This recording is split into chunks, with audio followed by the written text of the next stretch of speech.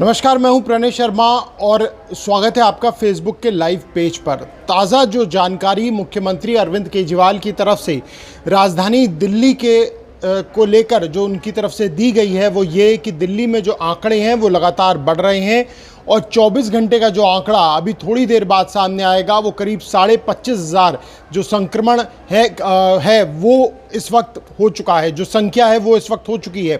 इससे पहले 24,500 थी, उससे पहले 19,500 थी और जो पॉजिटिविटी रेट है उसमें बहुत ज़्यादा बढ़ोतरी हो रही है। 30% तक जो पॉजिटिविटी रेट है संक्रमण के फैलने की वो हो चुकी है और ये एक चिंता की बात है राजधानी दिल्ली को लेकर। और यही वजह है कि मुख्यमंत्री अरविंद केजरीवाल ने आज सुबह केंद्रीय गृह मंत्री अमित शाह से बात की है। उन्होंने फ़ोन पर उन्हें सारी बात बताई है।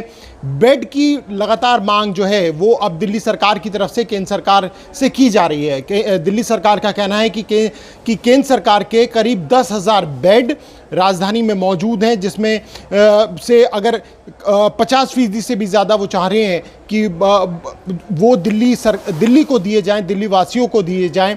मुख्यमंत्री ने बताया कि कल उन्होंने केंद्रीय स्वास्थ्य मंत्री डॉक्टर हर्षवर्धन से बात की थी। उन्होंने शुक्रिया अदा भी किया कि जो कुछ सहयोग अब तक केंद्र सरकार की तरफ से दिया गया है दिल्ली सरकार को। साथ ही में उन्होंने ये बात भी कही है कि अभी और भी ज़्यादा सहयोग की आवश्यकता है, क्योंकि दिल्ली में जो बेड्स हैं वो बहुत तेज़ी के साथ कम हो रहे हैं। तो ऐसी सूरत में और भी ज़्यादा जो बेड्स हैं उनकी आवश्यकता पड़ सकती है, ख़ास तौर से क्योंकि दिल्ली के अंदर अब मामले बहुत तेज़ी से बढ़ रहे हैं। पिछले 24 घंटे में 25,500 जो आंकड़ा है वो सामने आया है। दूसरी जानकारी ये है कि जो आईसीयू बेड्स हैं उनकी भी संख्या अब घट रही है। अब सिर्फ 100 से भी कम जो आईसीयू बेड्स हैं राजधानी के अंदर वो बचे हैं। ऑक्सीजन की जो कमी है वो हो रही है और मुख्यमंत्री ने कहा है कि उन्होंने मांग की है केंद्र सरकार से कि जो ऑक्सीजन की सप्लाई है वो बढ़ाई जाए। साथ ही में उन्होंने जानकारी ये भी दी है कि 6,000 बेड ऑक्सीजन बेड्स दिल्ली सरकार तैयार कर रही है, जो 2 से 3 दिनों में तैयार हो जाएंगे राजधानी वासियों के लिए। और उनका ये भी कहना है कि ये कोशिश इसलिए है क्योंकि अगर इसी तेज़ी के साथ जो मामले हैं वो बढ़ते रहे तो हॉस्पिटल पूरी तरीके से में बेड्स की संख्या नहीं बचेगी। तो यही वजह है कि बेड्स बढ़ाए जा रहे हैं। करीब 6,000 जो बेड्स हैं वो बढ़ाए जाएंगे 1 से 2 दिन के अंदर। साथ ही में उन्होंने ये भी जानकारी दी है कि पूरी तरीके से कोशिश इस बात की जा रही है कि आईसीयू बेड्स की भी जो मांग है उसे पूरा किया जा सके, लेकिन क्योंकि मामले बढ़ रहे हैं यही वजह है कि आईसीयू बेड्स की संख्या लगातार घट रही है। साथ ही में उन्होंने ये भी जानकारी दी है कि जो वीकेंड कर्फ्यू है उसका लोगों ने साथ दिया है। इसके लिए उन्होंने शुक्रिया अदा किया है कि लोगों ने वीकेंड कर्फ्यू का साथ दिया। संस्थाएं आगे आ रही हैं, धार्मिक संस्थाएं, सामाजिक संस्थाएं, एनजीओ जो सहयोग कर रहे हैं लोगों का।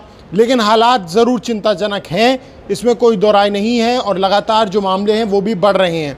तो ऐसे में सिर्फ़ और सिर्फ एहतियात बरतनी है। ध्यान इस बात का रखना है कि आप अपने घरों में ही रहें, बेवजह घर से बाहर ना निकलें और अगर बहुत ज़रूरी है तभी आप घर से बाहर निकलें।